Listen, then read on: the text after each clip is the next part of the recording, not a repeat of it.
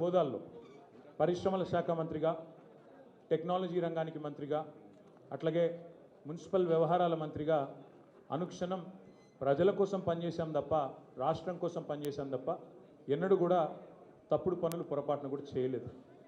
మా కేసీఆర్ గారు ఎప్పుడు ఒకటి చెప్తూ ఉంటారు, రాజకీయం అనేది గేమ్ కాదు, మనకు సంబంధించినంత వరకు మనం తెచ్చిన ఈ రాష్ట్రంలో మనకు ఒక టాస్క్ అది. అంతే నిబద్ధతతో 10 ఏళ్ళు చాలా సిన్సియర్గా రాష్ట్రం కోసం పనిచేశాం.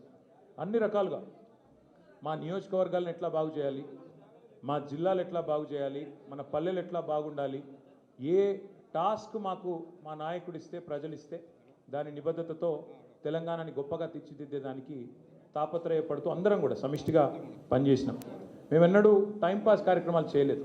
ప్రత్యర్థుల కుటుంబాలను రాజకీయాల్లోకి లాగి, ప్రత్యర్థుల పిల్లల మీద బురద జల్లి, ప్రతిపక్షాల మీద కేసులు పెట్టి, ప్రతిపక్షాలను మరి కావాలని హరాస్మెంట్ చేసి ఆ టైప్లో టైంపాస్ పని చేయలేదు.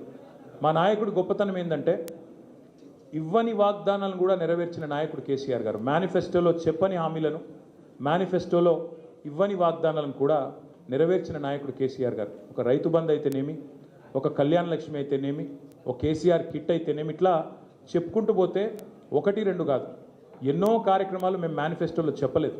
కానీ చెప్పకపోయినా ప్రజాహితం కోసం మరి 10 ఏళ్ల పాటు మేము పనిచేసాం. ఇవాళ బాధ అనిపిస్తున్నది, ఎంక్వైరీలతో కాదు, ఎంక్వైరీలకు భయపడేటోడు ఎవడు లేడు, బాధపడేటోడు ఎవడు లేడు. కానీ ఇవాళ ఇంత కష్టపడి మరి కేసీఆర్ గారి నాయకత్వంలో ప్రజలు సాధించుకున్న ఈ రాష్ట్రంలోని పరిపాలన పిచ్చోడి చేతిలో రాయిలాగా మారిపోయింది. పరిపాలన మీద దృష్టి లేదు, పరిపాలన చేత కాదు, ప్రజలకిచ్చిన హామీలు నెరవేర్చే సత్తా లేదు. అసమర్థుడి జీవనయాత్రలాగా ఈ 2 ఏళ్ళు ఏదో నెట్టుకుంటూ టైంపాస్ చేసుకుంటూ వచ్చినారు. ఒక్కొక్క రోజు ఒక్కొక్క డ్రామా. కొన్ని రోజులు కాళేశ్వరం పేరిట డ్రామా, కొన్ని రోజులు గొర్రెల స్కామ్ అని డ్రామా, కొన్ని రోజులు ఫార్ములా ఈ పేరిట డ్రామా, మరికొన్ని రోజులు ఫోన్ ట్యాపింగ్ అని చెప్పి డ్రామా.